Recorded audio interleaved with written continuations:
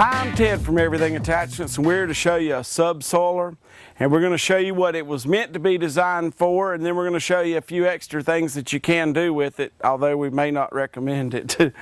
Okay, so what this is really designed for is for those that have pastures, whether it be horses, cows, or whatever that's in it, that's got grass on it, and you've got low areas where the water isn't settling into your water table well, you've got water standing in low areas, things like that.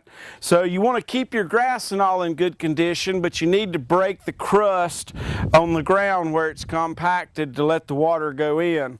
So this foot will allow it to go down about 2 feet and this is thin, so it isn't going to disturb the grass much at the top, and it's going to do a little bit of opening a hole at the bottom, so it's going to let the water go down in off your hard areas in the bottoms of your pastures. Now, another thing that I've used these for a lot, and my service manager here, Kevin, to put in pipe, power lines, phone lines, and a little bit of everything. I'm not going to recommend this. This is up to you if you do it. But we wrap around the beam here, hook the line, the wire, pipe, whatever it is to it. If you've ever seen a vibratory plow, like the cable man comes from your cable company and puts in the ground, he just barely leaves a little groove. Now he's only putting that cable about that deep, but a vibratory plow looks just like this on the bottom, except it vibrates to help it pull through the ground, so it doesn't need a big tractor to do it. So this is kind of like a vibratory plow without any vibration, so you simply have to use the horsepower to pull it through the ground. So if you do anything I just told you about cable, water line, or whatever, you do it at your own expense, but it sure does work good. We put thousands of feet of water line and stuff in. So you can make your device, weld it to the back here if you want to hook it to. Simply wrap a chain around this beam here, depending on how deep you're wanting it to go. And it works great to bury different devices with. But we're going to show you like for what it's supposed to be used for, and that's breaking the crust in a pasture and letting the water go in without disturbing the ground. This implement can be pulled with a tractor of somewhere just maybe a little under 30 horsepower and on up well into the 50s or 60s. If you were to hit a really big rock or something under the ground, it's going to shear this bolt right here that's connected to your top link and let this plow fold back to keep from damaging anything. Okay, Peanut.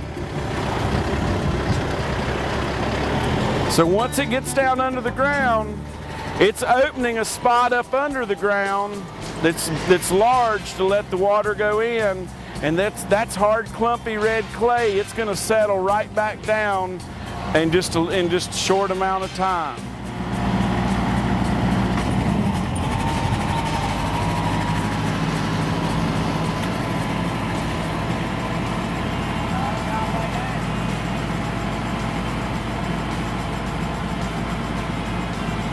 So if this were in a pasture, it's raising it up a little bit. Your cows and stuff are going to push this right back down. First time it rains, you're not going to know it's been there, except the water that used to be standing is going to be going into your water table.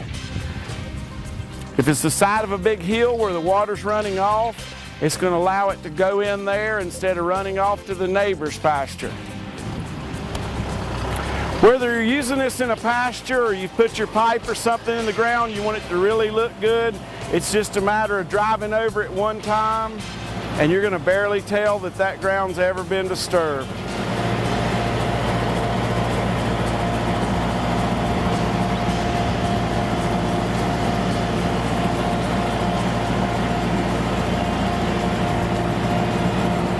So from here on out, the seam is right here, but you can't really tell it. If I hadn't roughed this up earlier, this grass would look nice and smooth.